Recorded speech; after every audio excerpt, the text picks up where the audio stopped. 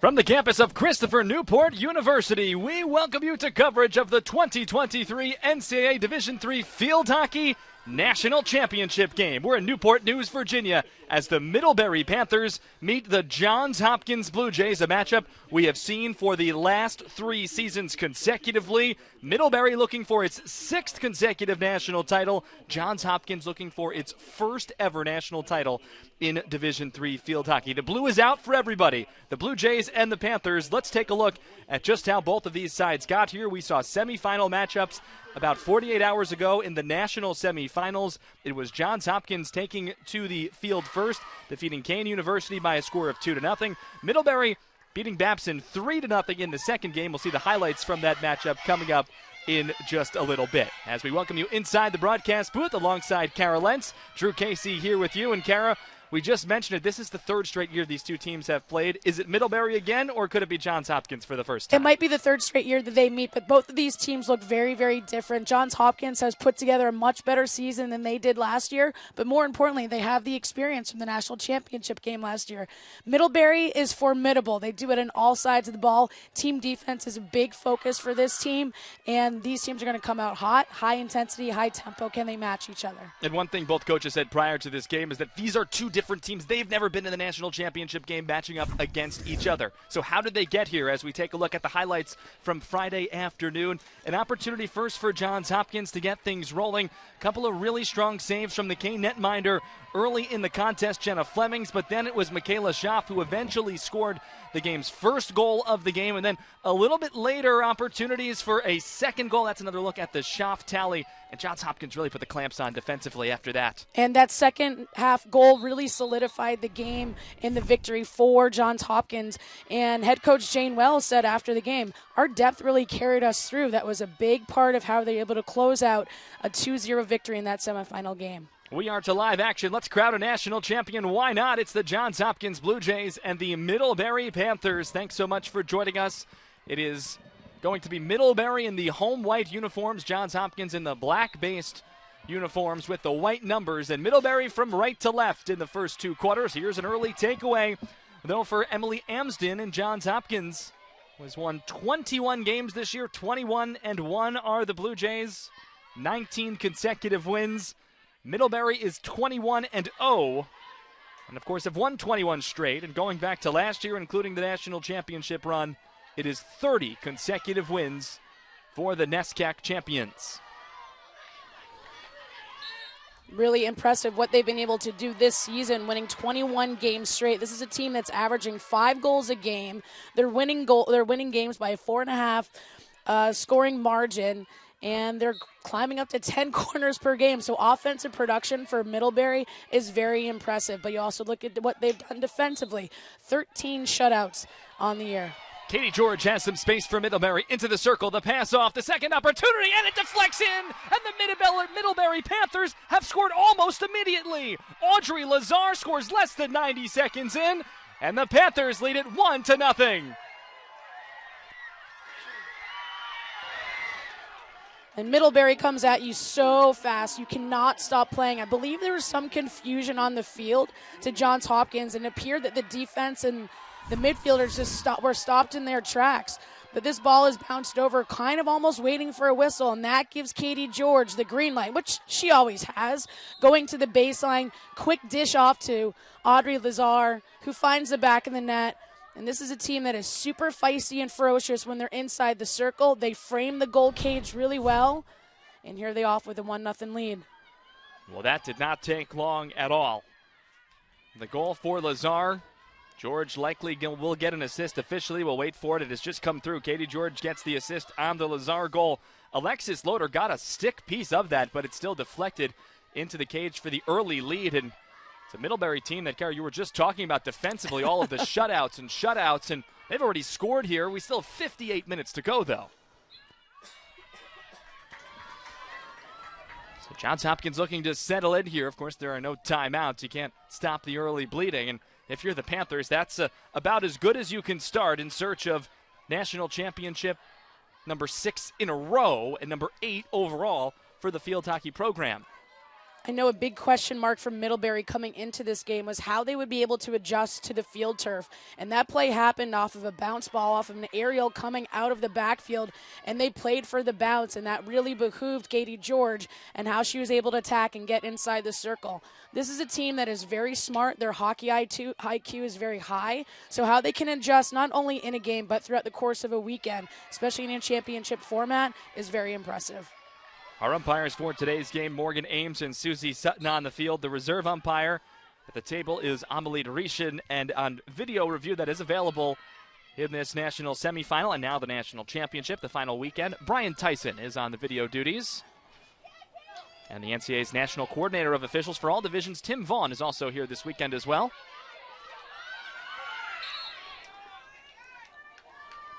If you're just joining us, if you joined us a little bit late, officially 1 minute, 24 seconds into the game, Audrey Lazar scoring from Katie George, as Kara was chronicling. A little bit of a stop by the Johns Hopkins defensive crew, but I think Katie George still had the advantage, even if there was consistent movement and speed. Such an aggressive player, very athletic, was a huge part of the game plan last year for Middlebury and how they were able to secure that victory. But you look at a player like Katie George, and she's just athletic. When you defend against her, you just have to be able to slow her speed down and keep her in front, but she will take it to you straight.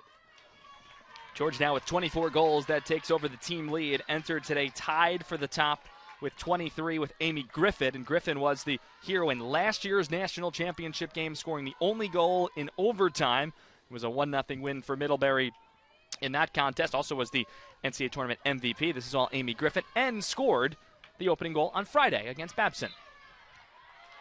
A lot of familiar faces here for Middlebury, especially when you look at the engine room. Players like Catherine Lancy, Amy Griffin, Caroline Siegel is going to be in the center of the field as well. And that's really a huge cog in the wheel, and how they can generate their offense, how well they play on their team defense. Caught a foot there to give it to Johns Hopkins. Emily Knight, the senior from New Canaan, Connecticut, launches in looking for Schaff. Those two both joined Jane Wells at the post-game media conference following Friday's win. Great efforts. Middlebury coming out with a bit of a different formation compared to their game on Friday. Playing with two forwards, Siegel has been dropped into the midfield, so they're operating with more or less 3 screens in the center of the field. That's really going to you'll start to notice that on their outlets, their breakouts, and their transition game. Very strong defensive game team-wise. A lot of the post-game comments from Middlebury related around that effort against Babson, especially after taking the lead, which was not until the second quarter. Both national semifinals were 0-0 after the first. This one, it took less than 90 seconds for Middlebury to get on the board, and a full length of the field clearance from Siegel.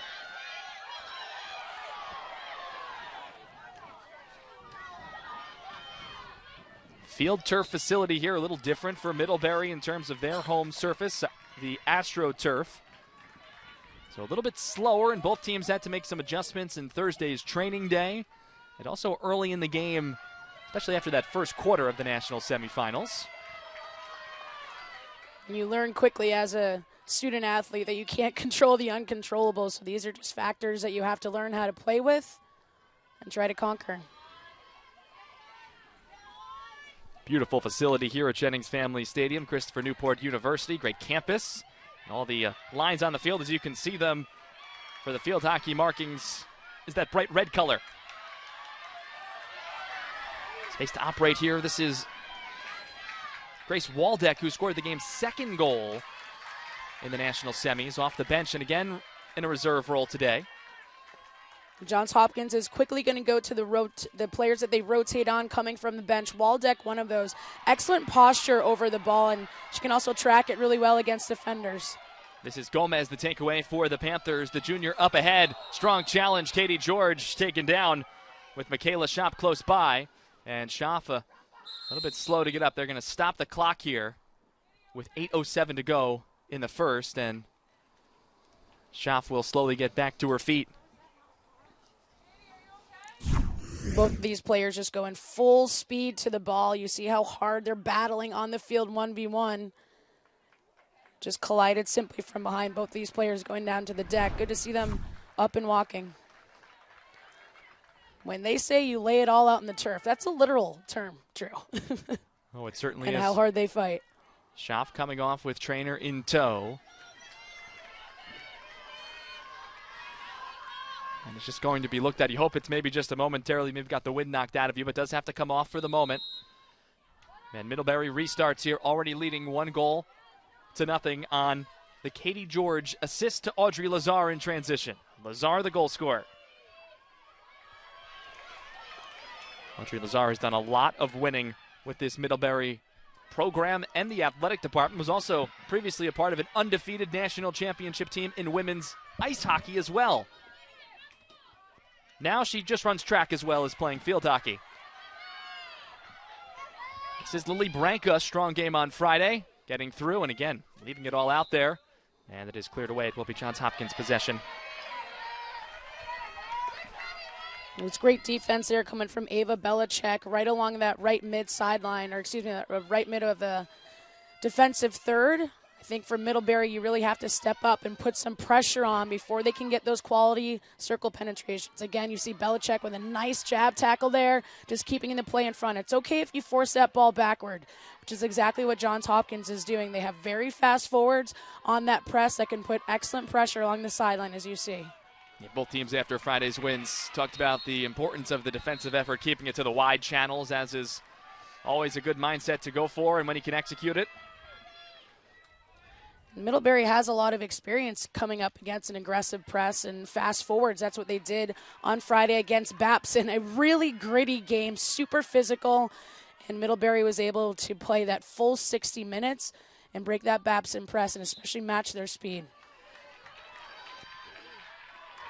In terms of the national rankings entering this national postseason tournament, the NCAA, Middlebury number 1, Babson was actually number 2, so it was a meeting of 1 and 2 in the rankings. That's not how it's seeded. There are no necessarily seeds for the NCAA tournament as it's bracketed. Johns Hopkins checks in number 4, but you have to think they'd finish 1 or 2 since both of these squads are in the national title game now. Both of these squads looking for the hardware. It was out on the field prior as these squads got to warming up. Urbanski up ahead for Albano. Some of this depth for Johns Hopkins. Albano, the freshman from Pittsford, New York, approaching that end line, and it will just be a common whistle. Great job by Charlotte Marks in approaching that ball and then simply using her jab tackle, running with speed. And the quicker you can take the free hits, the better off you will be in catching the defense off guard. That's exactly what Johns Hopkins has done, setting themselves up for an attack penalty corner.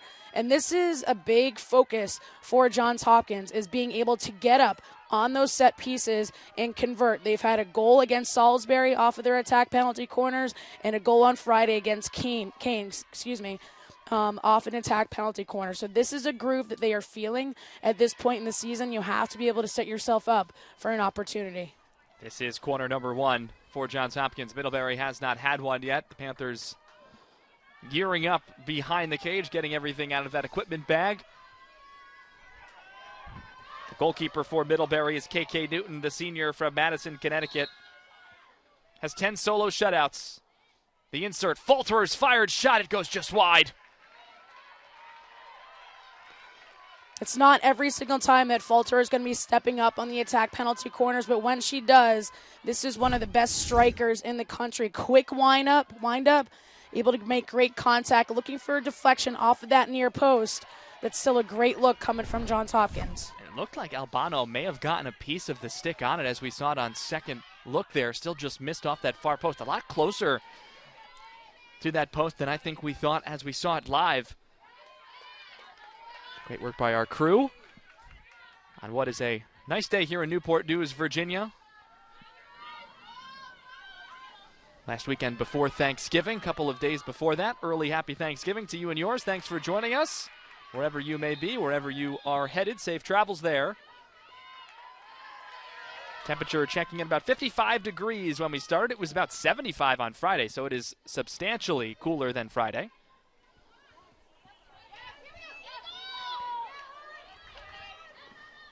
Controlled in the circle and quickly sent on out by Cam Thiesing. Right to Branca, though, of Middlebury. Again, Middlebury in the white uniforms. Johns Hopkins in the black-based.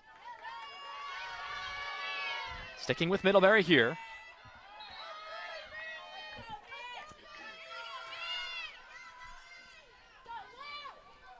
The goal from Lazar from Katie George in the opening 90 seconds on a transitional play. We're now more than 10 minutes in. Quickly reversed back out. Quick wind up there coming from Branca. Gives the defense little opportunity to react inside the circle.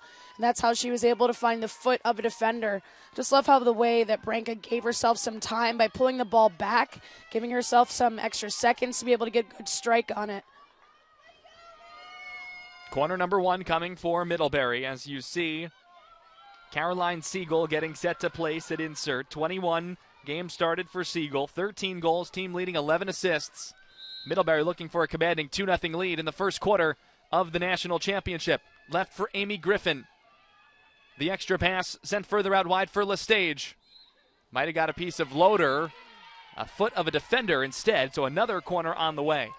If you go back and look at how Middlebury was operating their attack penalty corners against Babson, when it goes through Griffin, that's really going to attract the attention of the Flyer, and the trails and the post players are just trying to mark the number of players in front of the net. That gives Griffin some time at the top of the circle to play make. So again, it will be Siegel.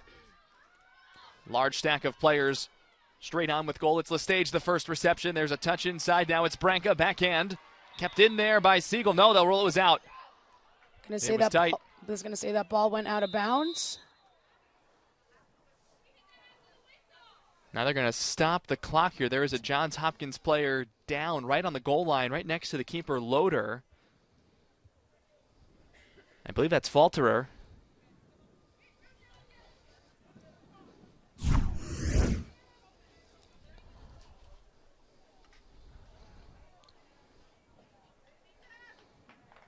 Looks like she was taking off her face protection because the umpire had ruled it out of bounds. Just an unfortunate circumstance there with a live ball inside the circle. So the whistle had sounded prior to that shot coming because it was ruled to be out over the end line, but so quick and a really tough break for Falterer. Appears to be A-OK, but whenever you get hit in the head, especially when the umpires notice it, that's an automatic athletic training staff evaluation. So Falterer is on the bench being evaluated at the moment. Substitution is on.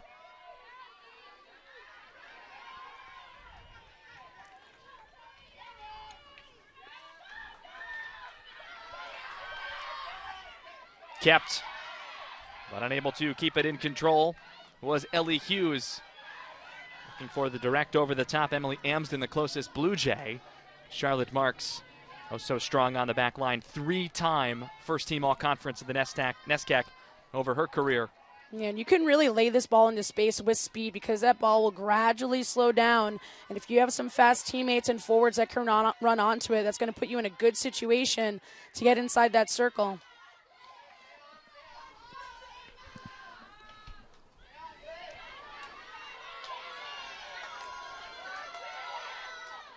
So interesting how Lancey is utilized at that screen position. A player that can either hold the middle, giving you 2v1 situations on the outside, or if she goes out to the sideline, that opens up the center of the field where her teammate Amy Griffin is positioned. If you want to see how Middlebury runs and operates, just watch the off-ball movement of 21 in white and 5.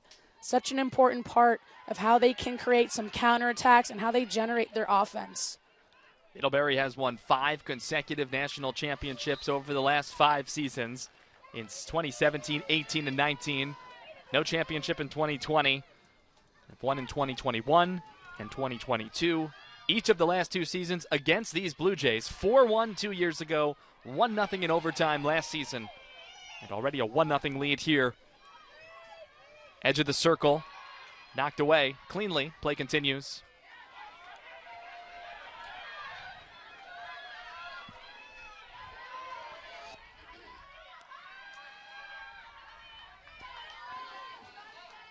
Possession game for Middlebury so strong, and ball speed as well with the experience of these backfield players really gets the defense on the run. But just look how composed they all are when they're possessing the ball. Very impressive. And they can really find those open seams, and that is due in part to the screens and their off-ball positioning and movement in the center of the field. It's really pretty field hockey.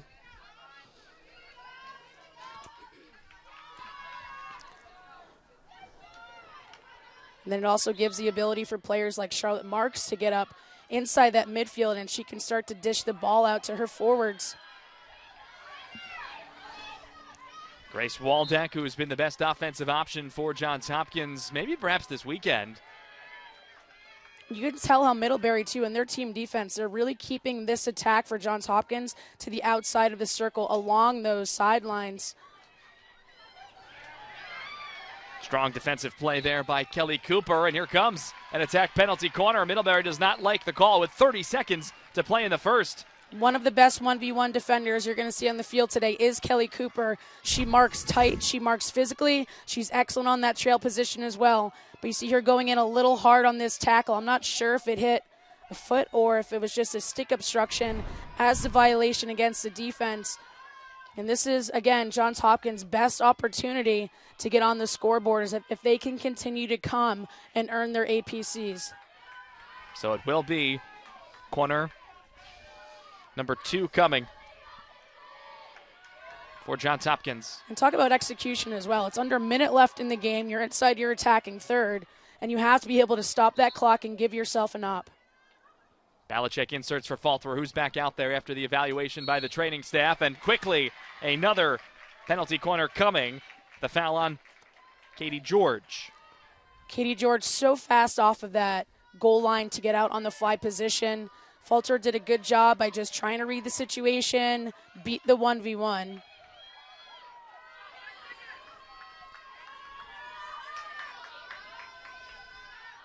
Belichick again readying. It is inserted. Quarter clock is winding down as well. Play continues on advantage, and now another penalty corner is coming. They had 8 corners against Kane on Friday. So they definitely got a lot of reps and a lot of experience on these APCs on this particular turf. And also love to see what Johns Hopkins to do later in the game on their corners. 15 seconds left in the first quarter. Jenna Halpin, ball inside, still loose. Another corner on the way.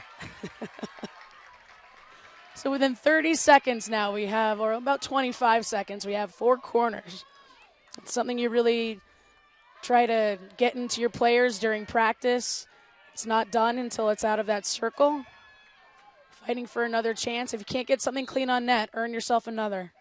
Yeah, this clock does not necessarily matter here down the stretch since we're off the quarter. Falter or tripped up. Another corner is coming with 2.2 seconds to go. Is it a stroke? I mean, no, it's not a stroke. It's waved to corner, but some hard contact at the top of the circle.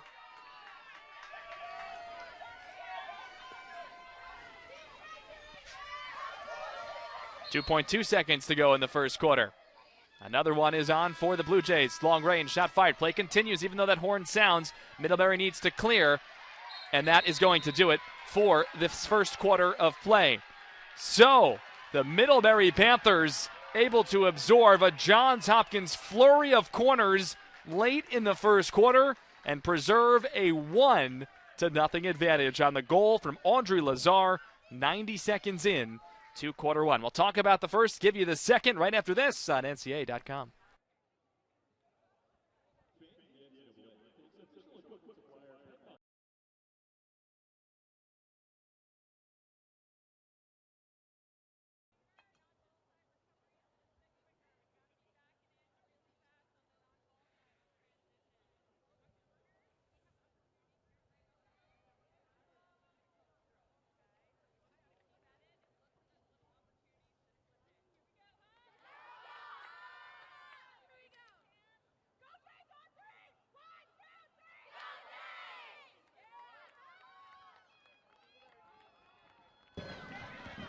One quarter complete here in Newport News, Virginia, of the national championship game here in 2023 Division III field hockey. Thanks for being with us. It's the Middlebury Panthers leading 1-0, Karen, but Johns Hopkins a flurry of corners down the stretch of the first quarter and almost had an opportunity. Did have an opportunity to tie it at 1. Yeah, and they're getting a lot of looks on net. They're seeing what the defense is doing. This will behoove you when you look at to later in the game. And this Johns Hopkins team, they can really turn it on their attack penalty corners. They had 4 in the third quarter against Salisbury, 6 in the second half against Kane.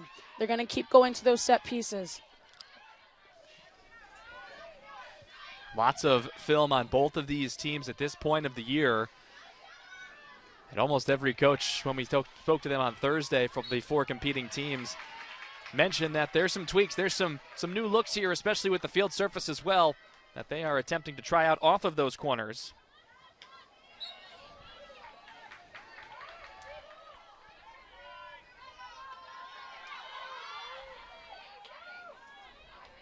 Certainly going to be difficult to score on Middlebury.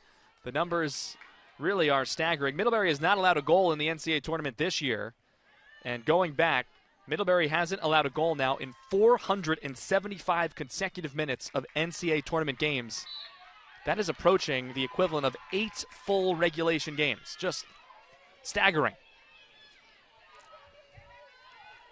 13 shutouts over that span of the season in 21 games, limiting their opponents to just over 4 shots on average per game, just over 3 corners. So stifling to say the least, but it's a team defense that begins with the forwards and transfers down all the way to the goalkeeper. They are super connected all across the field, and I just love the unity of the team defense. They have trust in each other. They have confidence in each other. These are all kind of X factors that I think really add to how a team can perform on the field. Well, and Johns Hopkins has already surpassed 2 of those averages, opponent shots and opponent corners. This one dangerously in and kicked out by KK Newton. Escaped the defense a little bit. Johns Hopkins, by the way, with 4 shots and 5 corners in the first quarter. Middlebury had 4 shots. All were on goal. And 2 corners for the Panthers. Focus this year for Johns Hopkins, too, on those attack penalty corners is having numbers around the cage, trying to get deflections and rebounds. They're doing that from the field of play as well, just stacking inside the circle, playing for any ball off of those pads of KK Newton.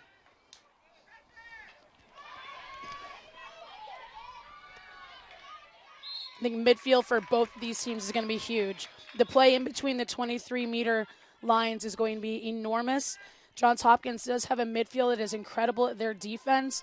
And as we've talked about, the engine room for Middlebury and those screen players is also a huge factor. So how they duke it out here, I think will be a huge determination in how each team succeeds. Transition opportunity for Middlebury. It is Lily Branca. Another player taken down near the edge of the circle. Clean tackle. That was all ball. Misfire on the clearance there first by Emily Knight, but then settled.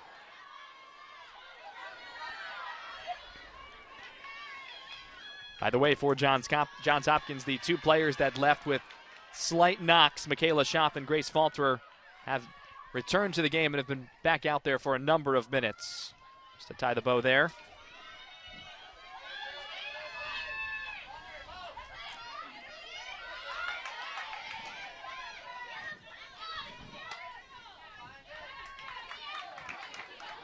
Jane Wells assisting there, getting the ball quickly to the restart position. The head coach of the Blue Jays. Take a look at the last tackle here. You see Emily Knight coming over, putting her stick all the way down on the turf, clean, just goes completely all ball. It's really textbook material when you're looking at your defensive skill on your tackling.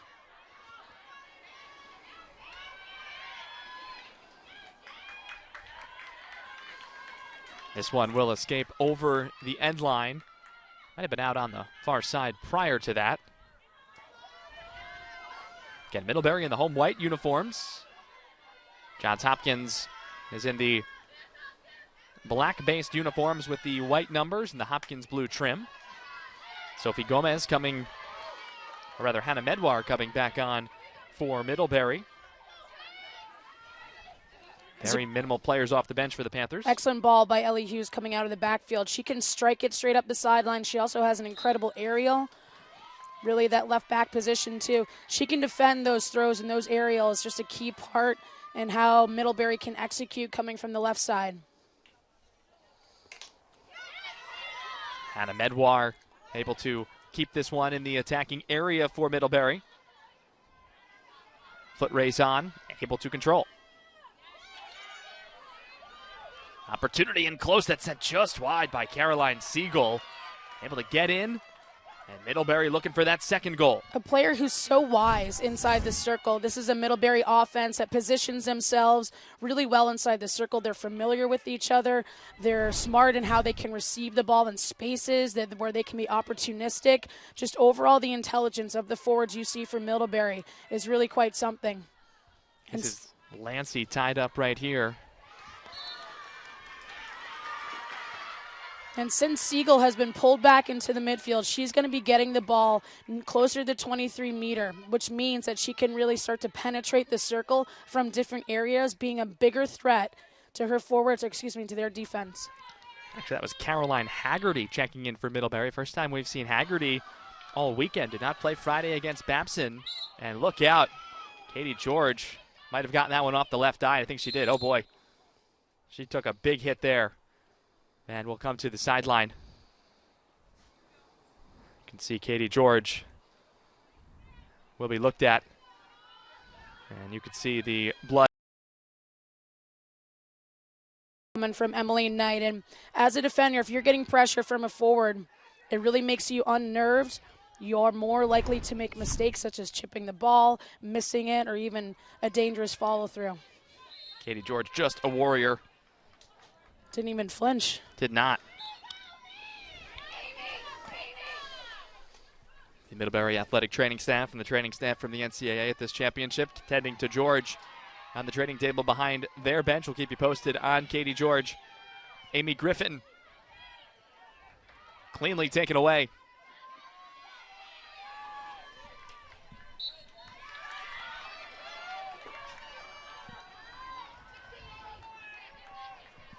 Medwar is just such a nuisance if you're a defender too, and how she can put pressure on you. She's very quick and agile in a small space. Look how she can explode, especially along that left wing. Love to see Medwar come in and make a big impact for her team.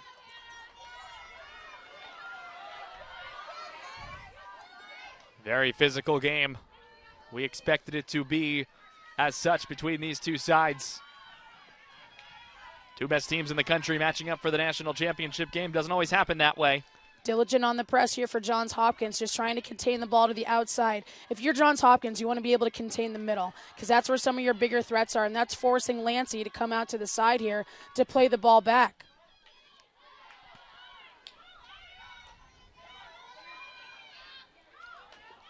Ellie Hughes across the back line. That is oh so strong for Middlebury, touching with Charlotte Marks and further for Kelly Cooper. Good reversal. And Middlebury is a team where one of the biggest focus is having control of the game. That means having possession and setting the tempo yourself. So if you can disrupt that in any way possible, especially when it starts in the back, that will really benefit Johns Hopkins.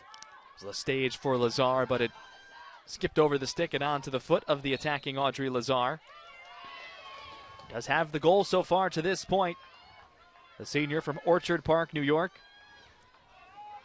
All-tournament team in last year's NCAA tournament, and if this game stays 1-0, certainly will be on that team again.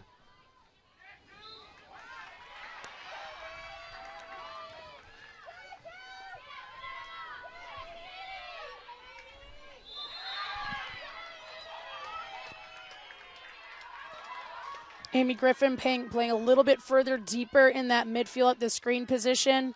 She has excellent tackling skills and defensive skills. See the lines of Middlebury just inching up closer and closer. Back line is into the offensive half of the field for the Panthers. This one a carry by Branca. Some stick skills for a moment on display. Maybe a little too high on that ball as well when she was carrying it on her stick. Appears to be the indication of Susie Sutton, our umpire on the field closest to the Middlebury bench. Both of these officials today with international experience at the national team levels. Morgan Ames still officiates international level contests. Susie Sutton has retired from those type of games in her career. One of the best crews you can have for a national title game at any level. Lestage thought there should have been a whistle there. Instead, it's Johns Hopkins pushing from left to right. First of all, that was a great crossfield ball given by Middlebury, and that just opens up the field, gives you a different vantage point to try to attack inside your third. but that was a heck of a tackle coming from Thiessen at that left back position. That really takes the wind out of your sails if you're trying to get through her.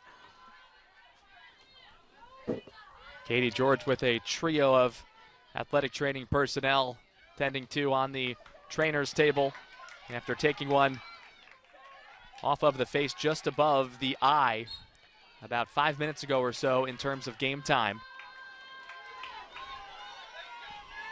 Her only goal was less than 90 seconds in. Katie George, a transition ball, and was able to feed. There you see Katie George being tended to. Looks like she may be just about ready to re-enter once they can stop the bleeding. Also might have to get a new jersey. But we'll, of course, keep you posted. One of the stars of this Middlebury team, unquestionably. This is Balachek for Johns Hopkins. Hopkins went on a big run from the penalty corner spot at the end of the first, but nothing doing here.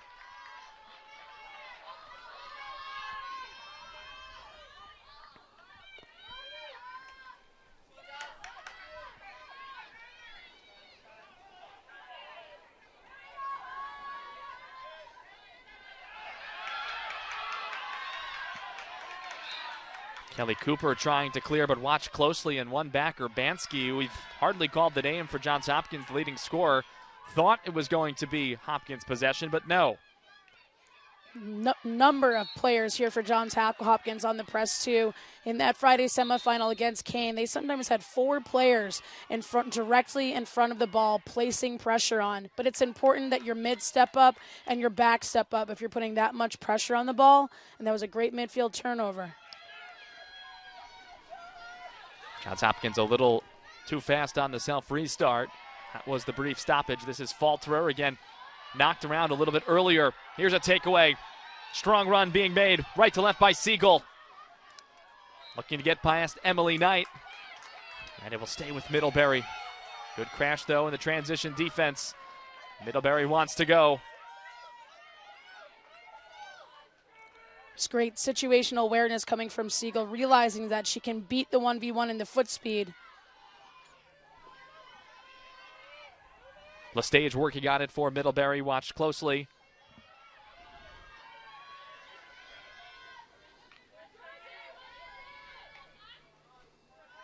Zoe Bennett is on, who was defending on that high side of the field. Now it's for Ellie Hughes for Middlebury, for Branca now.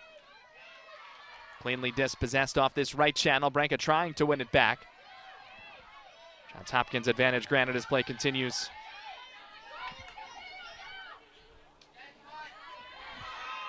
And Katie George has come back on about 7.5 minutes after taking that ball to the face.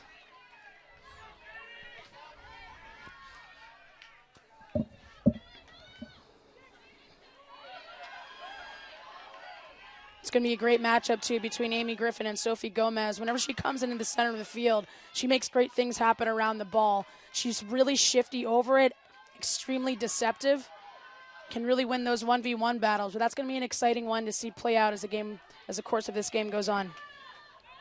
Strong challenge here. Both players going down, and that's Katie George right in the middle of it with Ava Balachek. You didn't necessarily see a Band-Aid above her eye there. Taken away. Again, it's Caroline Siegel. Dispossessed, though, by Knight. Here's Katie George on the follow-up try for Middlebury. 19 in white, back to Siegel. Now we get a whistle off the foot of the Panthers' Siegel there. And this is what Middlebury will continue to do as the game wears on. They get stronger and stronger with their offensive opportunities, but just look at the athleticism of each individual player here from Middlebury. This is also a forward line that's really familiar with each other, have a lot of experience and minutes on the field with each other, so they can start to understand where their teammates going to want the ball placed. But Johns Hopkins is able to keep numbers behind the ball and not let them execute the center. If Middlebury can start to execute toward the center and cut to the inside, it's going to be a very scary moment for the defense. Johns Hopkins looking for its first shot of the second quarter. Middlebury has just one shot in the second. Again, the game being played in between the 23 meters.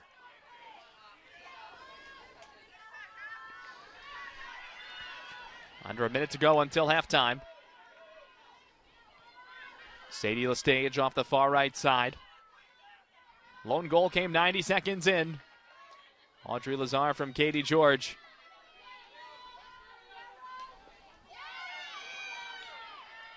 Getting the stick on was Thiesing. Under 30 seconds until halftime.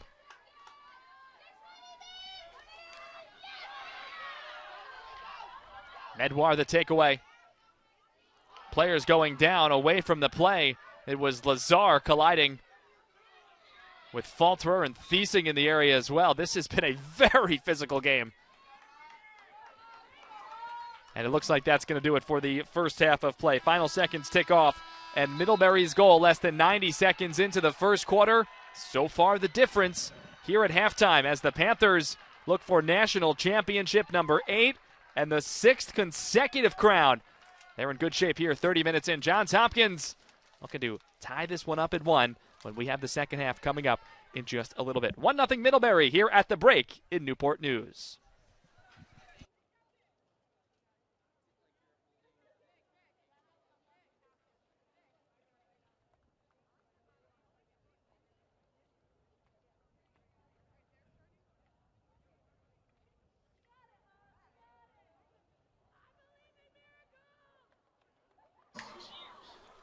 We are approaching the second half of play in this Division III Field Hockey National Championship game here in 2023. Middlebury has the 1-0 lead over Johns Hopkins alongside Carol Entz, the former Michigan Wolverine. I'm Drew Casey. Thanks for being with us here at NCAA.com. Let's relive the first 30 minutes of action. And coming into the day, we didn't know if we'd see a goal until maybe overtime or maybe not even at all. But, Kara, it took less than 90 seconds. Katie George plays. Did not hear a whistle, continues to go, and Lazar finishes. And it's just all pressure coming from Middlebury on their offense. Katie George finds her teammate, Audrey Lazar, who's perfectly positioned outside the post, and they're able to find the back of the boards. That's what you do until you play until the whistle. It was a really physical game for both of these teams across all areas of the field, whether that be inside the circle, they're playing hard, and especially in between the 23-meter lines. You are seeing girls just lay it out on the turf physically, and they're just battling for every single ball. This is the type of field hockey I like to see, Drew. Yeah, it certainly is going to be some bumps and bruises along the way. We saw Katie George there in the middle, 19 in white. Caught it one right off the eyebrow and was bleeding and had to get that stopped and back out there. Falterer and Schaff left the field with trainers, but quickly came back on the Johns Hopkins side. And we are all set for half number 2. Middlebury the 1-0 lead, 30 minutes away from a 6th consecutive national title. Johns Hopkins looking to tie at 1 in pursuit of national title number 1 in field hockey. Middlebury in the home white uniforms. Johns Hopkins is in the black-based uniforms. And, Kara, as we start the second half, what are you looking for both of these teams? We'll continue to fight for every single ball, but keep your composure on the field as well. You don't want cards to come into play in this contest. If you're Johns Hopkins, continue to work to get inside that circle and get your set pieces set up, especially on the offense. And Middlebury, they just have to continue to chip away at it. I think they're having a lot of success on the outsides of the field. If they can get those circle penetrations, especially the baseline, they're going to put themselves in a good situation. Panthers from left to right in the second half. Blue Jays from right to left. Ellie Hughes there. A lot of these players hoping to add another ring to their collection if they've been here for a few years at Middlebury. Not sure what Catherine DiLorenzo would do. Need a second hand. But that not on the thought of anybody at the moment. Still plenty of action to go. First half numbers, Middlebury outshot Johns Hopkins 5-4, 4-1 shots on goal and corners, 5-2 in favor of Johns Hopkins. But almost all of those were in a furious sequence inside of the final 30 seconds of the first quarter. Not much doing for either team offensively in the second. Given the lead, Middlebury content to do that. Would love a second. Jenna Halpin the takeaway. Excellent defensive presence from Jenna Halpin. Really a player who isn't talked about a terrible amount, but she really does a lot for her team offensively and defensively. And each player in this midfield you're going to see today is going to be fighting hard to get that ball back. Lestage the takeaway now for Lazar, the goal scorer. Again, less than 90 seconds into the game. Lazar got the feed from George and really maximum transition. Lestage enters. Back to Lestage from Lazar. Enters again. Falterer. This is all defensive patience coming from Johns Hopkins. You saw the midfielders in the back line just keeping their sticks on the ground, keeping the ball in front, and keeping their vision on the ball. That's great team defense along the perimeter of the circle for Johns Hopkins.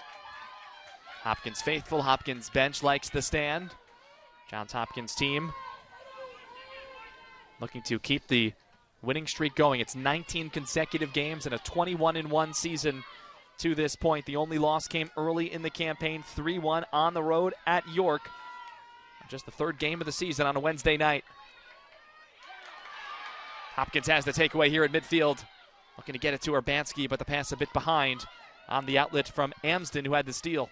And I think it's really impressive, and it says a lot about the character of this Johns Hopkins team when you see what they've been able to do since that sole loss of the season. They beat 4 ranked opponents back to back to back to back, including third-ranked Rowan after that loss. So this team has really put all of their horses together, and now they have a great fleet moving into the rest of the season, and they were able to adjust at that early part of the season and make a run for it.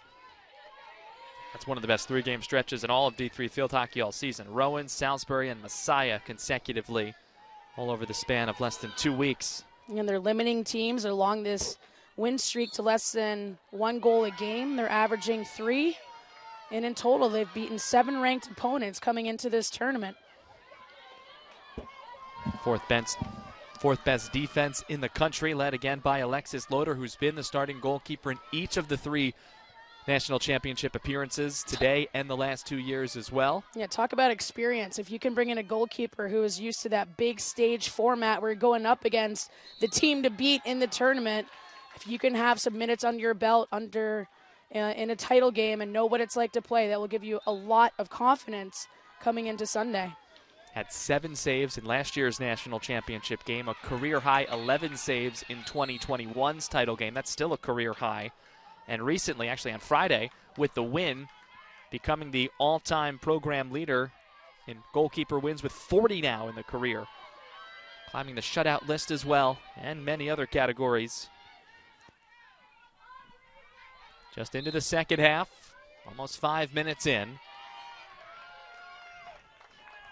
Either team with a shot, no corners yet. We actually did not have a single corner in the second frame either.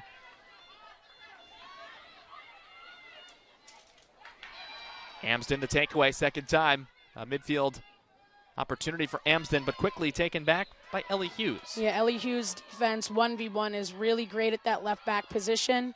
And a player that never gets flustered. She may have a lot of pressure come down on her too when she's trying to break out the ball, but a player who is extremely level-headed and the capability to see down the field and connect with her teammates.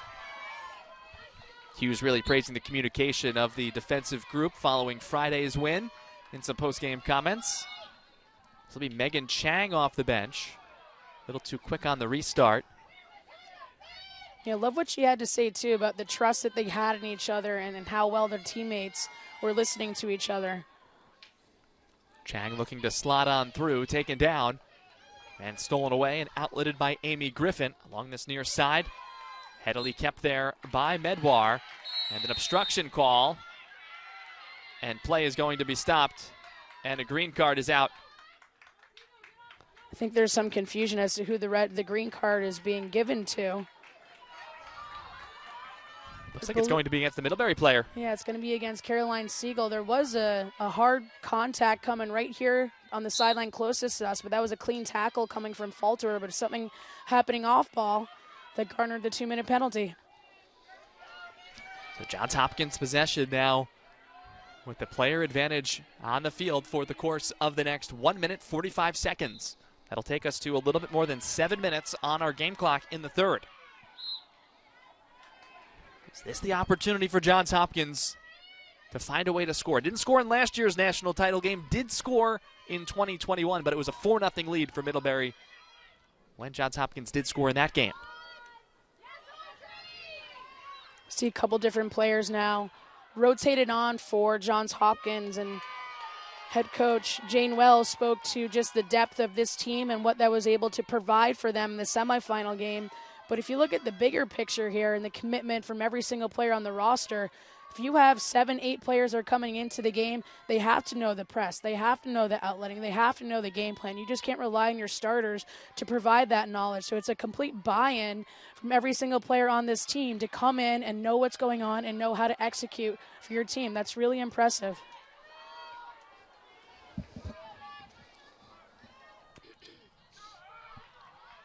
Middlebury in possession, 40 seconds remain on the green card. That was shown to Siegel. And they're likely content to try and control it and keep things moving to get back to level strength.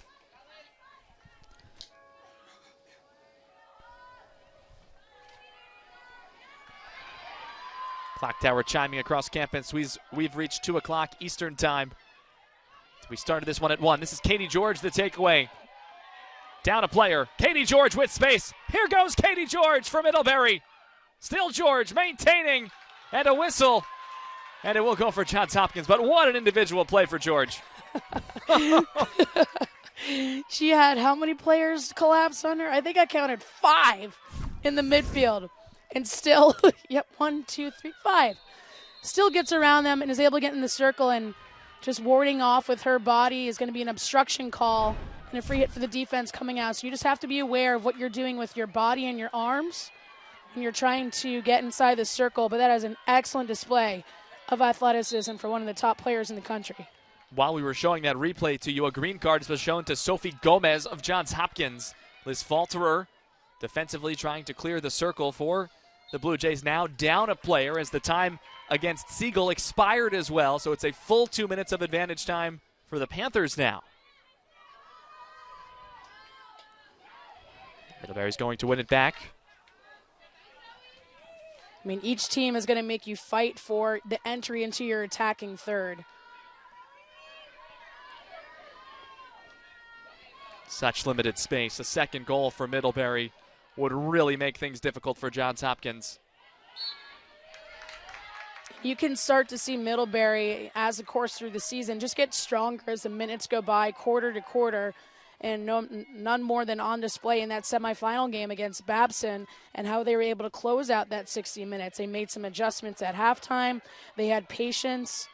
Here's an opportunity in close, and the ball will trickle into the back of the cage. A lot of traffic there. Coming out to challenge was Loader, and it results in goal number 2 for Middlebury. It's 2-0 Panthers here in the third.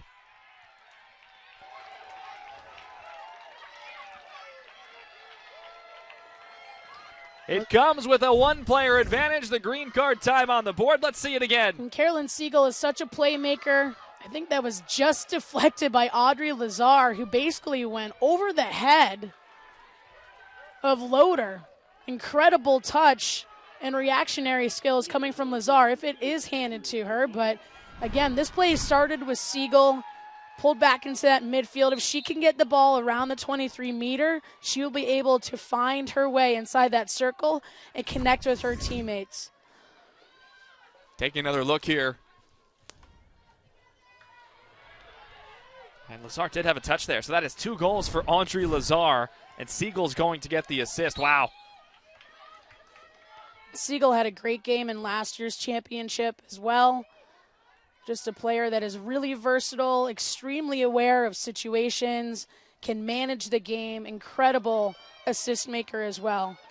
You need to have a player like that around the ball if you want good things to happen. But more importantly, if you just look at some of the characteristics of this forward line from Middlebury, they're physical, they're tough, they're hard-nosed, they're scrappy, and they'll do anything to get that ball in the back of the cage. The hill getting a bit taller to climb for Johns Hopkins. 20 minutes to play. Green card time now expires, so we are back to even strength. The Middlebury does score 1 goal with the advantage time. And Johns Hopkins, too, you have a couple things working against you. One is you haven't really been able to get inside your attacking circle, and 2 is the clock. So can you get back to earning those attack penalty corners? Again, Lazar just scoring officially. They actually have not given an assist to Siegel. See if they change that a little bit later. Regardless, Middlebury has the 2-0 lead in search of what would be 31 consecutive victories and 6 consecutive national championships. The dynasty in fantastic position to continue. Here's Katie George. Just a wrecking crew. Fires this one strongly across and sent just wide by Siegel. Again, the positioning of these forwards inside the circle is really impeccable. And if you have a player that can attack the baseline and just lay it to an area where you know that your teammate will be ready to receive that ball and place something on net, just incredible. Great effort there by Siegel, but just a little far outside that post. You want to be inside that board. And after that shot of that opportunity, Catherine DiLorenzo, who really does not show much emotion on the sidelines, especially in the heat of battle, was really, really engaged with some of the players on the bench. Lots of smiles, lots of energy. Panthers, of course, there is still more than a quarter to play, but a commanding advantage at 2-0. Good stick by Siegel. Been all over the place today on the field.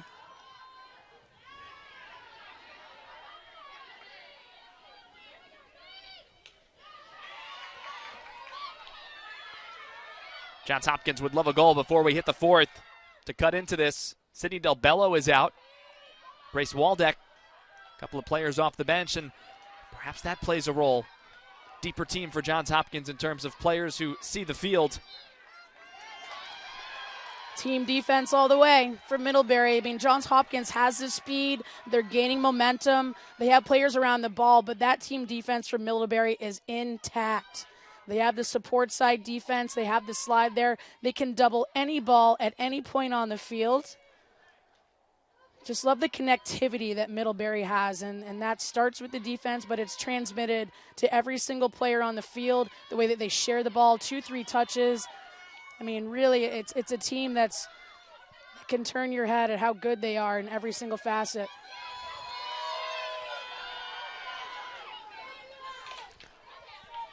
Approaching 2 minutes to go in this third quarter of play. Middlebury extending its lead to 2. Audrey Lazar with a fantastic deflection in off of a shot fired by Siegel just a few minutes ago.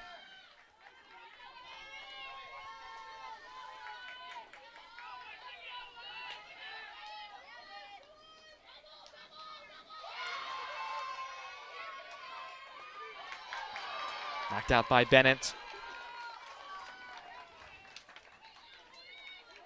Middlebury looking to also complete an undefeated national championship season. Would be 22-0 if this result holds. Long-range fire, and this one is allowed to go in by Loader because the shot came from outside the circle. Playmaker too, Amy Griffin, now getting a little bit more on the attacking end of the ball. But these midfielders can really feed from any point inside that midfield.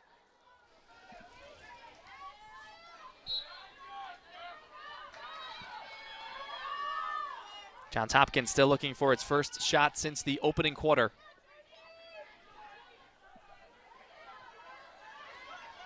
We also have not had a corner from either team since the first quarter either. Advantage Middlebury, especially given the 2-0 scoreline. Under a minute to go in the third. And now they'll just take it out of you by possessing the ball and containing the game. This is where Middlebury likes to control. Very disciplined in how they can keep their structure and organization, but also the wherewithal and the headstrong nature of this team to be able to control the game in their possession. Through ball a bit too far for Grace Waldeck. And right back to the Panthers as we approach the end of the third quarter.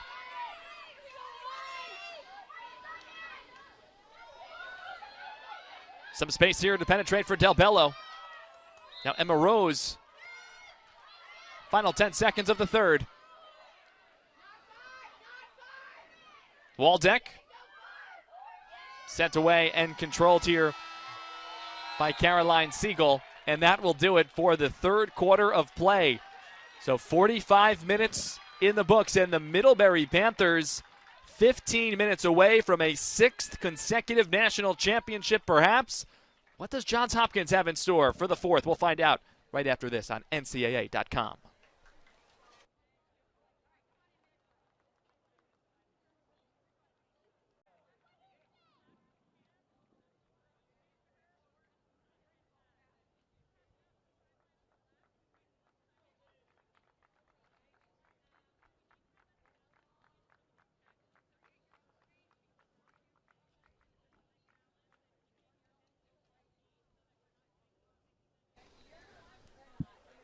We get set for the fourth quarter of play. 45 minutes complete, and Middlebury leads Johns Hopkins by a score of 2-0. Audrey Lazar scored 90 seconds into the first quarter and also scored early in the third quarter as well. Lazar getting goals 14 and 15, and none at a bigger opportunity and a bigger chance for Middlebury in this national championship game. And Carrots, a Middlebury team that's going to make things very difficult for the Blue Jays, who you see here just to possess the ball, never mind score twice. And that's really where they can control the game and finish out the 60 minutes of regulation. It's just how dominant they can be in that possession game. And also with the experience they've had this season, where they're going to get the 110%, the best effort from their opponent late into the game. Can they keep their stature? Can they keep their composure? The answer is yes, but they're also going to continue to pressure their opponent and get those fast breaks and create counterattacks. Certainly a third goal would likely put this one away in the fourth for Middlebury, who will start with it in the white uniforms, attacking from left to right. We're in Newport News, Virginia, on the beautiful campus of Christopher Newport University. Great hospitality throughout the course of this weekend from everybody at the NCAA and CNU. We appreciate you joining us for the final quarter of regulation time. Audrey Lazar, who I have to think might be the tournament's MVP. I don't get a vote, but with 2 goals in the national title game, I think that might help. As a member of the all-tournament team last year, Amy Griffin was the MVP a season ago.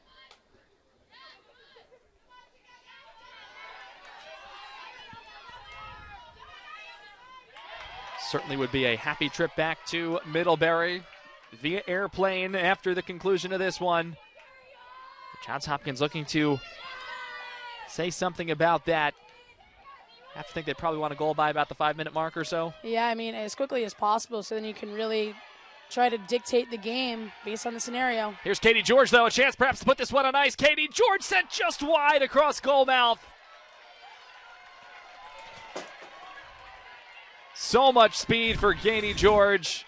Well, you said ice. I mean, she looks like an ice hockey player here, just with how quickly she's moving along the surface, able to pull the goalkeeper and load her out. Almost had the opposite post. Other side for Johns Hopkins, backhanded try. That's a touch defensively. Second opportunity. It came up high on Charlotte Marks. It was able to keep directed away. Big time save from KK Newton. Huge save from KK Newton, who's not a player that gets tested a lot throughout the course of the game because the defense in front of her is so good. But this is just good composure from Newton. She's really skilled at using her boot and how she can redirect saves. She's fourth in the NCAA in her goals against average, one of the top goalkeepers in the nation. She's going to start to see a lot of pressure coming from this offense if Johns Hopkins can step up to the attack penalties circle, which they do. They'll have an opportunity here. To your point, Kara, KK Newton maybe not tested a bunch. Entering today, 21 wins, only 31 saves needed over the course, and just 9 goals allowed. I think it was important for Johns Hopkins to start their fourth quarter with a victory, such as having a takeaway, a turnover, pressing the ball hard, forcing it out of bounds, getting inside your circle, because that gives you a lot of confidence here to start the fourth quarter, and a very unique opportunity. Key in on number 31, Liz Falter, are located at the L1 position on this attack penalty corner set. Emily Amsden is going to take this one. Middlebury sending some instructions. Watch for the overhead if we see a launched shot here maybe. Amsden inserts. It is Falterer. Falterer winds, fires the quick shot, bouncing ball. And it's coming out for Middlebury. Audrey Lazar is just doing it all over the field today on that fly position, one of the fastest players on the field, which is a really competitive category to be in if you're Middlebury. And Lazar is able to get right to the L1 position, put pressure on, and that creates Falter to miss-hit the ball, lifted ball. Defense is able to save that one off. Great foot speed for many of these players on both sides. That one clearly off the foot of Siegel. And just look at the pressure here from Middlebury. That is a brand of their team defense and putting pressure on the ball no matter where it is on the field. If you're Johns Hopkins, you have to be able to move it to get the defense on the move and try to find some open seams with your passing. You're not going to be able to take them on 1v3. Under 12 minutes to play. Middlebury getting closer and closer to perhaps its 6th consecutive national championship in field hockey, its 8th overall, and 46th in school history across all sports.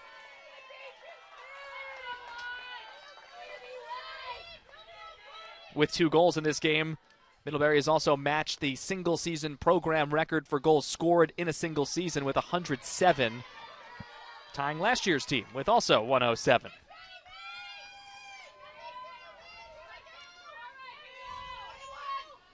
And a shutout could set a new record there for a single season with number 14. Johns Hopkins hopes that's not the case. They might have a chance here. It stopped, and it sent just wide. Newton got the right foot on it. Yeah, if you're Johns Hopkins, you just have to be really scrappy in the circle. Fight for every single touch on the ball, and good things will happen if you just try to play something toward net. But KK Newton stepping up at the right time. Again, really skilled with her boots. Albano had the save. Katie George almost had a break. Slight bobble, still an advantage for Middlebury. Reinforcements, though, quickly back for Johns Hopkins defensively to keep this, for now, at 2-0.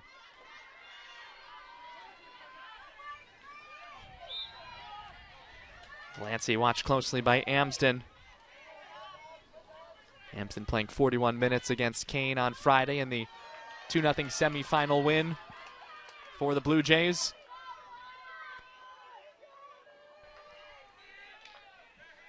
Following the conclusion of this one, make sure you stay with us. We will have full coverage of the post-game ceremonies and the trophy presentation to the winner of this 2023 Division III Field Hockey Championship.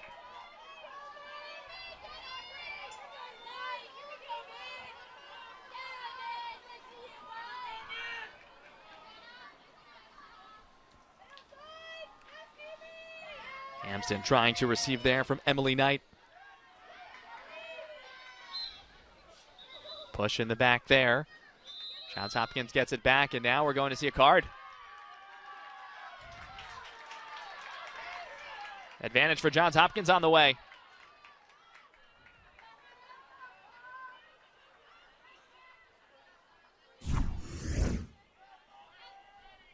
See Ellie Hughes going up against Johns Hopkins right there, and I believe just a little push from the back garnered the green card for Ellie Hughes. 2 minutes of advantage time for Johns Hopkins, looking to cut into this 2-0 deficit. Tap it just outside the circle, so the restart coming.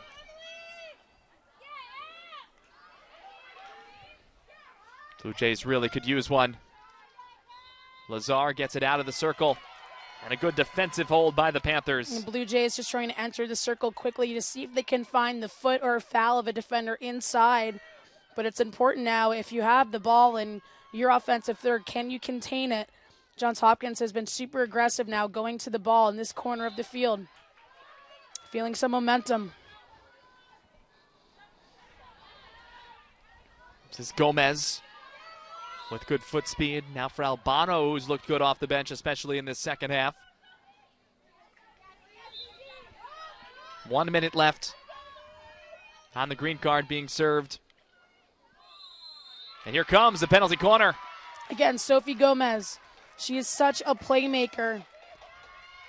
Really quick off of the self starts and the free hits. Understands where she can attack inside of his space. Agile and athletic, but also the capability to read a defender and read the defense. So opportunistic when she has the ball. And it's not just creating plays for herself when she has it, but also super deceptive over the ball where she can find her teammates. But what a big opportunity that she's earned for her team. Huge opportunity for Johns Hopkins. Urbanski getting set to insert. Does so. Controlled by Shaw. Fires the shot. Newton the boot. And another one coming. And if you're Johns Hopkins, you're going to play for those rebounds because KK Newton is providing those. And they're far enough out where the defense for Middlebury is not able to collect them. Johns Hopkins has placed a big focus this year on the number of players around the cage, how they're framing it, and just really looking for the reflections and the rebounds. Urbanski again ready. Last one went to Schaff. Again, it goes to Schaff first. Michaela Schaff fires the shot. Lots of traffic in front, and it came up high on a Hopkins attacker, and it will go out for the Panthers.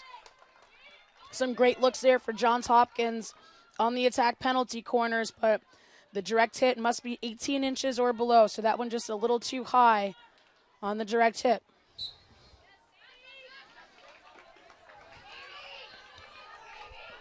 Clock continues to tick. 17 seconds of the green card time about to expire against Middlebury's Ellie Hughes.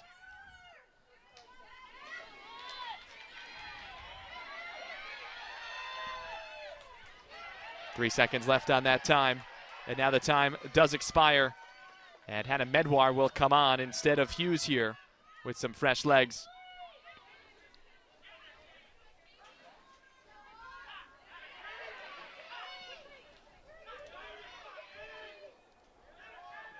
Johns Hopkins has had 5 shots in this fourth quarter, many of them on the most recent stretch of possession, doubling their total entering the third. 5 in the game through 3 quarters, 5 in the last 8 minutes. Johns Hopkins defense just collapsing on Amy Griffin, making sure to stop any momentum she can have from getting inside the circle.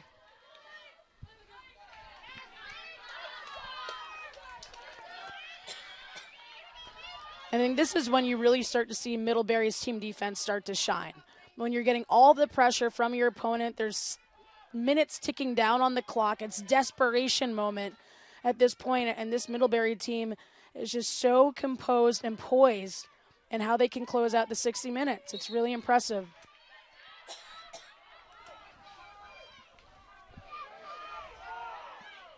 Jen Mara in the circle here. A sweep that will go just wide and cleanly trickle on out. Good opportunity there. Some applause from the Hopkins bench, but the clock continues to roll. Exactly, and you see just them taking their time over the free hit, making sure that you can catch your breath a little bit. You don't want to do anything too risky. It might be a 2-goal cushion, but you still want to play this game smart.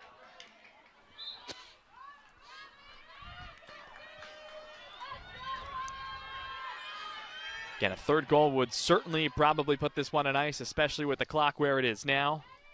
But as we get closer and closer to 2-ish minutes, tough to score 2 goals when you get under that amount of time. Unless you get a flurry of penalty corners at the end. But it starts with 1 for Johns Hopkins. Gotten to the national title game each of the last 2 seasons, now make it 3, all against Middlebury. Johns Hopkins also playing for a lot this weekend as well. Their adopted Team Impact youngster, Kenzie Opdyke, signed back in August. The partnership began many months earlier in January. A rare aggressive form of brain cancer for Kenzie, who unfortunately passed away about 10 days ago on November the 7th after a 17-month battle. Kenzie's family was here on Friday. Kenzie's younger sister has her birthday today, so we say happy birthday to Addie. That's where the family is today, maybe watching this after the fact. Johns Hopkins looking to continue this Play for Kenzie season. We'll take a special effort here down the stretch.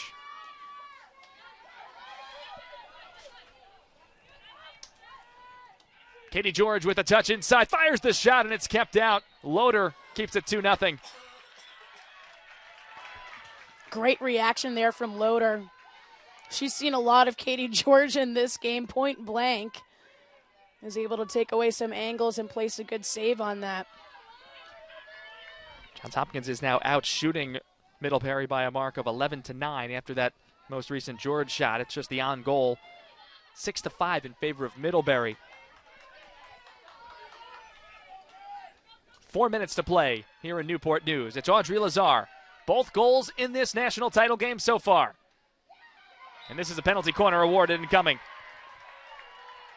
Lazar is just having the game of her life on both ends of the ball. Key part of that corner defense, and also is able to do it for her team on the offensive end. Super explosive inside the attacking third. That can really take your defense off of their line, get you flat-footed. Earns a corner for her team.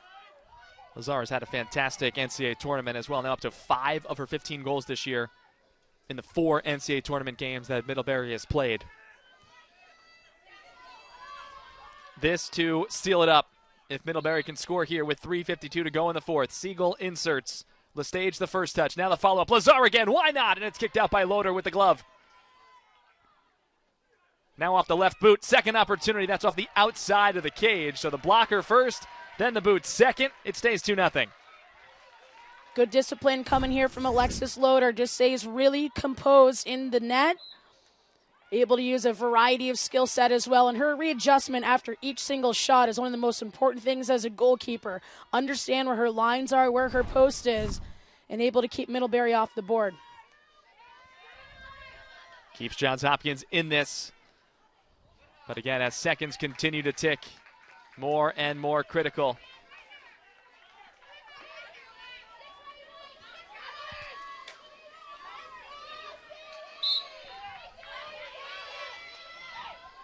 This is Lestage for the Panthers, now under 3 minutes to go.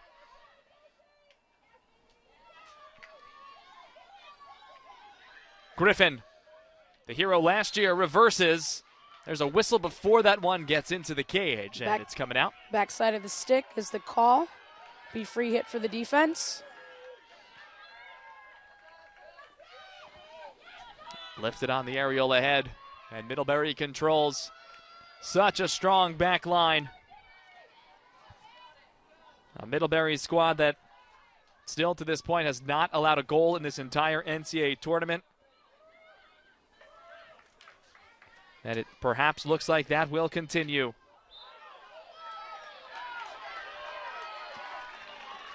Going further back, it will be, if these final 2 more minutes hold, 315 straight minutes without allowing a goal.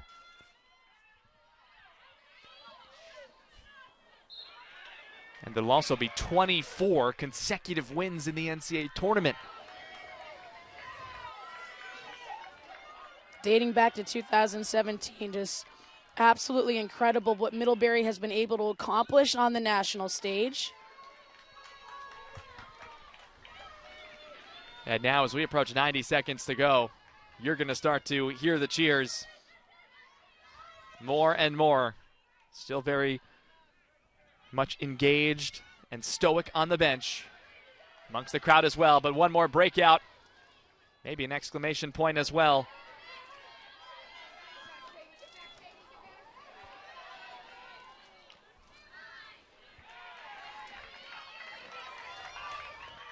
Johns Hopkins, a fine season, but the Blue Jays are going to come up short for the 3rd straight year. More fuel for the future, perhaps. And now that celebration can start to marinate.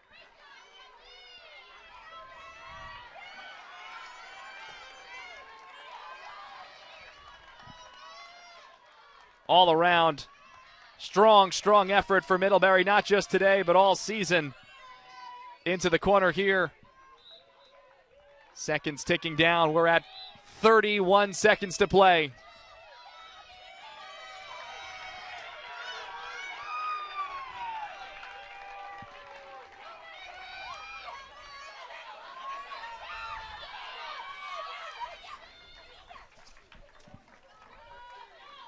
A season that began back on September 5th for Middlebury with a 12-0 win is going to end with another shutout win. It's a perfect season for the Middlebury Panthers, who complete perfection, 22-0, 6 seasons running the national champions in Division III field hockey, the Middlebury Panthers.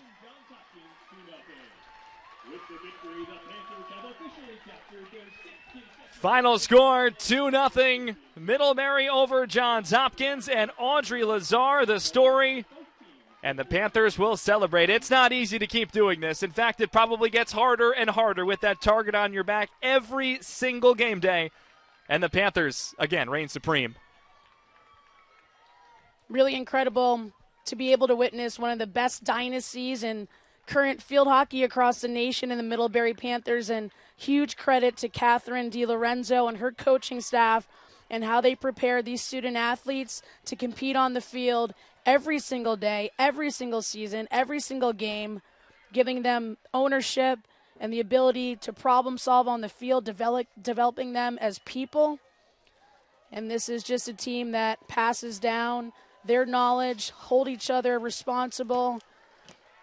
And the team unity and the connectivity has been one thing that has stood out to me throughout the course of this tournament.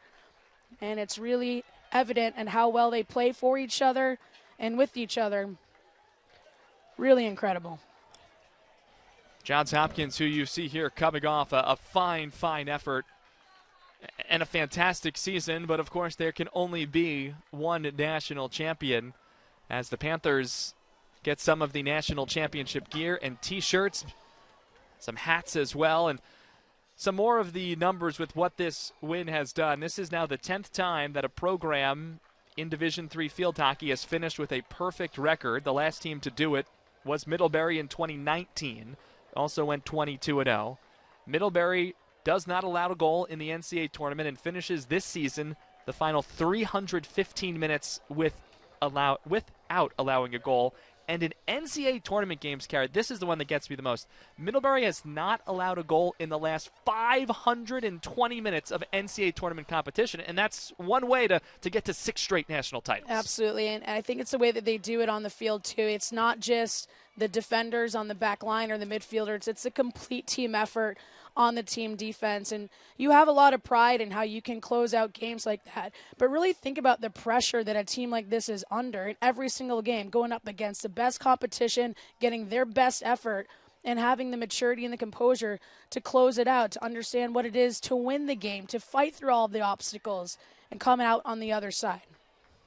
Well, it's something that Catherine DiLorenzo told us earlier this week. I mean, it's hard to ask the questions before the semifinal sometimes when you've won so much.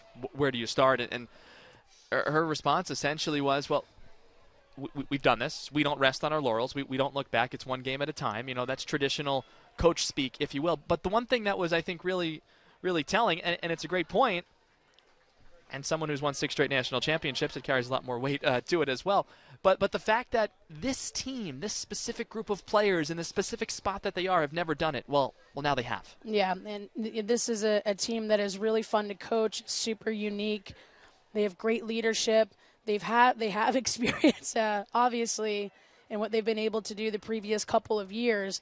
But the thing that's really impressive to me is you see that in the final product of the field. It's very palpable in how this team connects and pushes each other off the field. Let's talk about the Johns Hopkins Blue Jays a little bit here for just a moment. And again, we mentioned the fine campaign. The season will end with a record of 21-2. They'll likely be the number 2 team in the final national poll. They finished runner-up, so they finished second in the country. That likely more important. Last year they went 19-4, lost in overtime to Middlebury, but another team that was able to retool and able to get here again. And you have to think that, once this settles, of course, this Johns Hopkins team is going to be a threat for many, many years, and maybe that team that can, at some point, knock off Middlebury. And one thing that Jane Wells always touches on is how the learning in this program is passed down from class to class.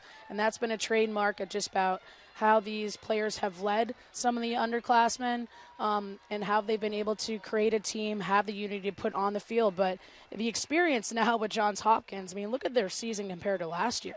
Coming in with this to the tournament with only 1 loss, now you have some players who have gained a lot of minutes and experience in certain positions. So you can start to build on that from season to season. But I think Johns Hopkins really has to be very proud of how they were able to close out this season. Yeah, certainly the case. The 21 victories and just the 2 losses. Again, the only other loss was to York back on September the 6th, 3-1 on the road. 5th consecutive trip to the NCAA national semifinals, 3rd straight trip to the national championship game, and the season does come to an end for the Johns Hopkins Blue Jays. Okay, one final thought on the Middlebury Panthers here. What do you think Catherine DiLorenzo is saying in that huddle there? It's all ownership to these student athletes, and this is a coach that also gives these student athletes the tools to succeed. Then that doesn't just translate to field hockey, but this is something they can carry with them throughout their lives, through their graduation, for their time at Middlebury, and beyond. And I think you have to be proud of just how hard your team works every single day. The expectations are there, but they execute. They get it done. So Middlebury, your national champions here in 2023. They are getting set for the trophy presentation and the announcing of the all-tournament team, the tournament MVP, and all that and more is coming up right here on NCAA.com. Kara and I will step aside, but do stay with us as you see that national championship trophy coming over, and very, very emotional for the Panthers and celebratory. They've got to give the trophy back just for a few minutes so they can do the presentation. Again, the Middlebury Panthers are your 2023 NCAA Division III Field Hockey National Championships. Our pleasure to bring this to you here alongside Kara Lentz, our producer David Harris, the rest of our fantastic team here in Newport News, Virginia. Drew Casey saying so long from Christopher Newport University, but do stay here. We've got the trophy presentation and the announcing of names and awards all coming up here from Jennings Family Stadium.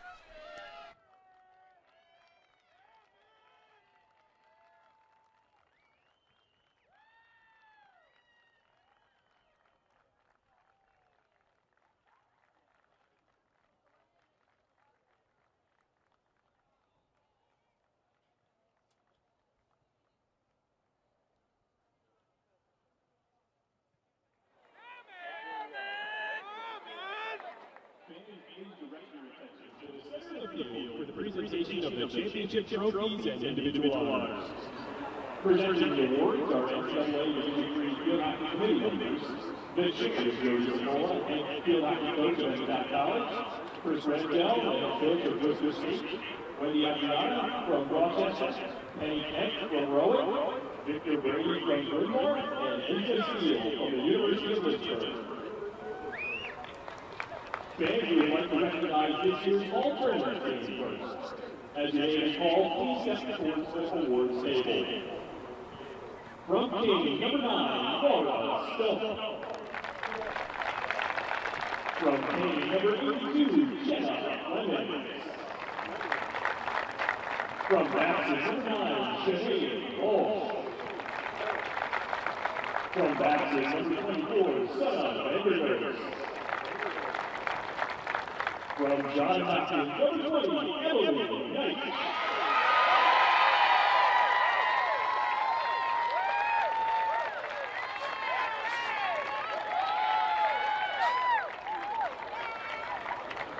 From Johns Hopkins, number 21, Michaela.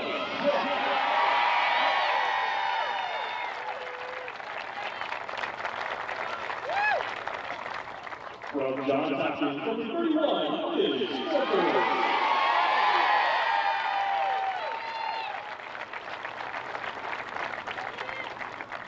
From Middlebury, number 1, Charlotte Marks.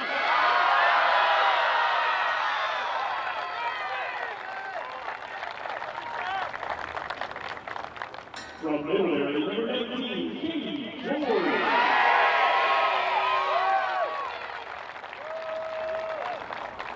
From Middlebury, number 21, Catherine Langley.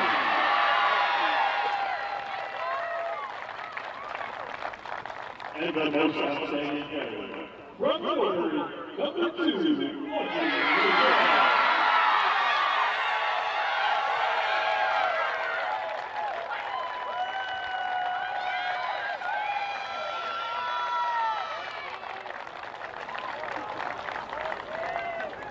Now we would like to present the team awards. First, the second place team, finishing with a record of 21-2, the Johns Hopkins Blue Jays.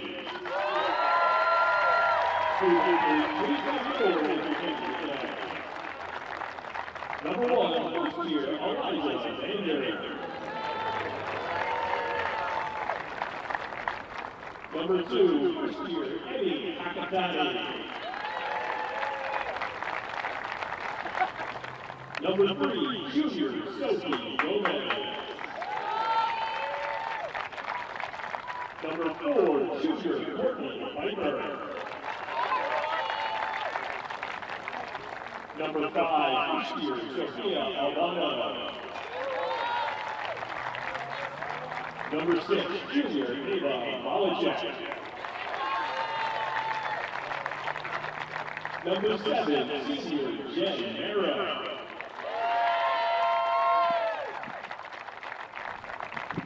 Number 9, first year, Haley Robinson. Number 10, sophomore, Megan Chang.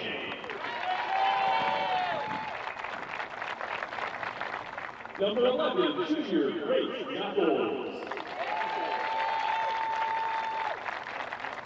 Number 12, first year Sydney Delgado.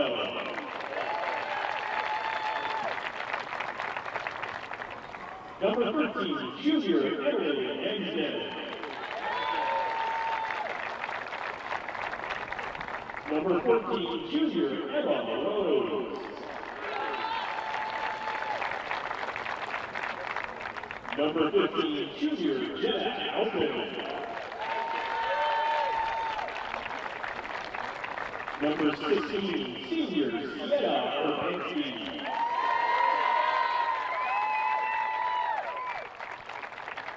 Number 17, senior Mara Winter.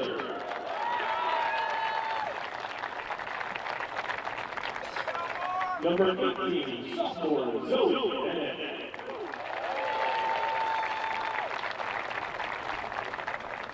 Number 19, sophomore Leah Anthony.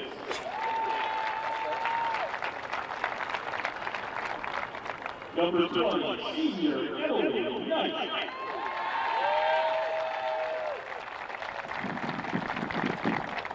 Number 21, senior Michaela Shaw.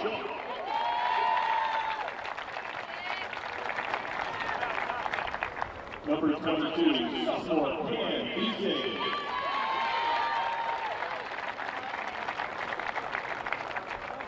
Number 25, sophomore Grace Walden.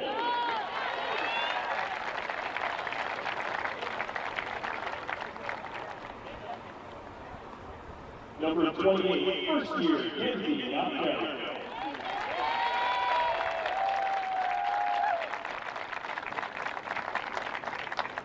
Number 31, junior Liz Balter.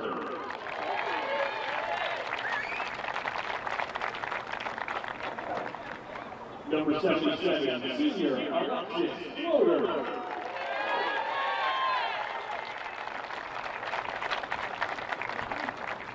Number 88, sophomore Phoebe Williams.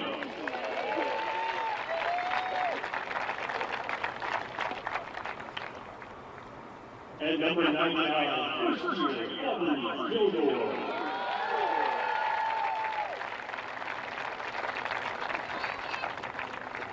Now we would like to also recognize the support and coaching staff. Athletic trainer Taylor B. Assistant coach Jesse Albany. Assistant coach Eric Davis. Assistant coach Rick McNeil. And head coach James Wells.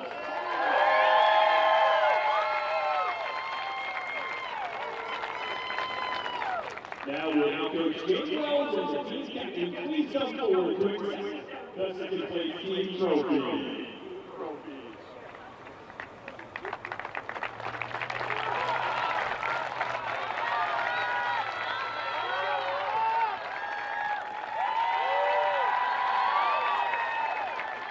Once again, let's have a round of applause for the Johns Hopkins Blue Jays.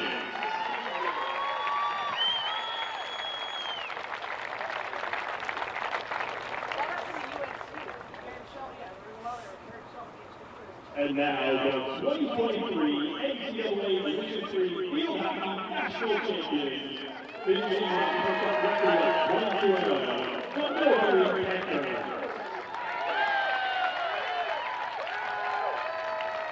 Student athletes, please come forward as your name is announced.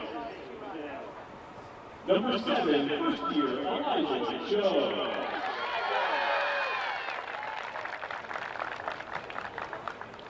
Number 10, first year, Fair Michael.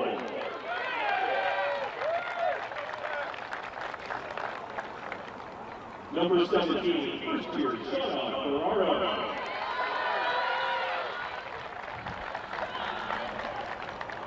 Number 22, first year, Evan Dubois.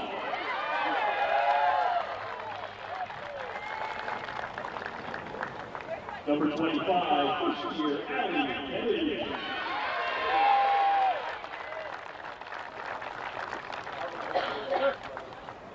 Number 29, first year, Abigail Weidner.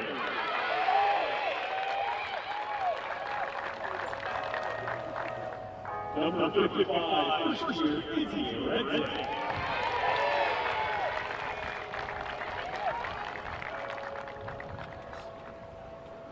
Number 8, sophomore, Ellie Harrison.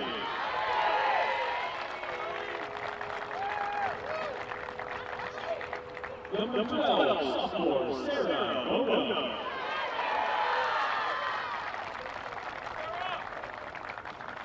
Number 13, sophomore, Georgianne Alfredo.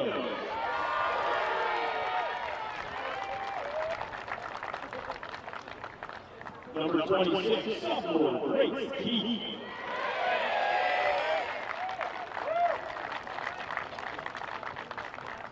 Number 28, sophomore, Maddie Repka.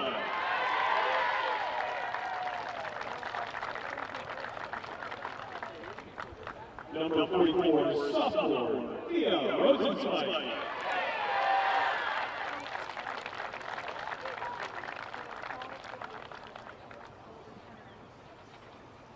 Number 3, junior, Hannah Medwall.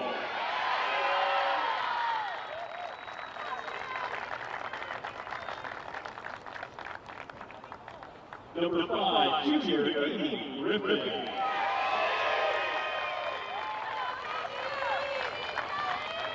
Number 6, junior, Lily Branca.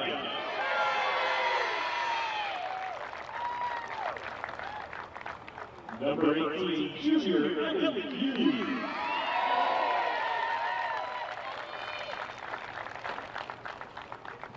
Number 20, junior, Kelly Cooper.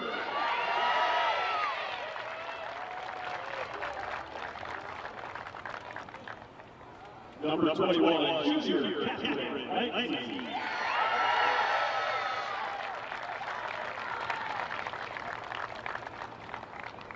Number 23, junior, Caroline Siegel.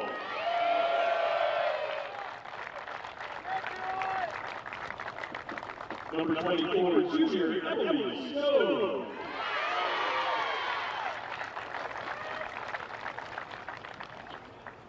Number 27, junior, Caroline Henry.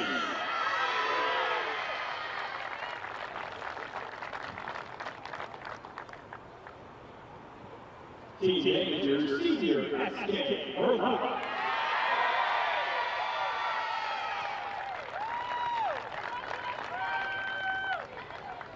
Number 1, senior, Charlotte March.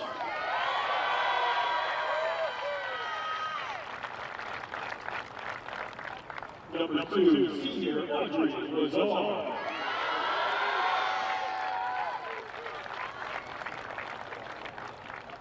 Number 11, senior, Steve Muschietti.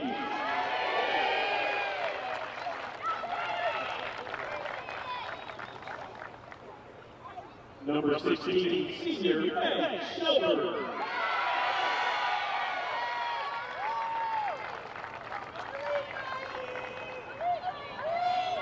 Number 19, senior, Katie George.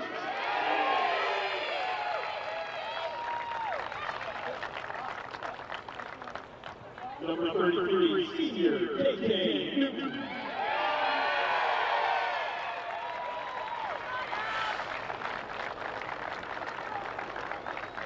And now we will also recognize the coaching staff.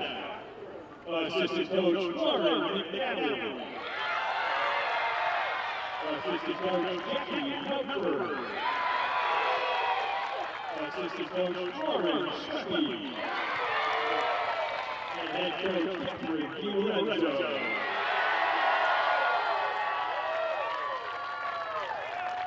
Now we'll have coach Catherine DiLorenzo and the captains please come forward to accept the championship trophy.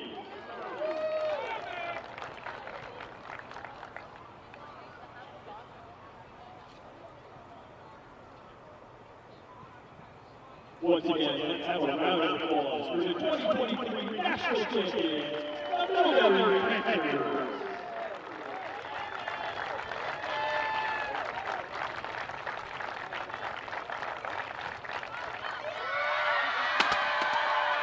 On behalf of the NCAA, we thank you all for your support of NCAA Division III.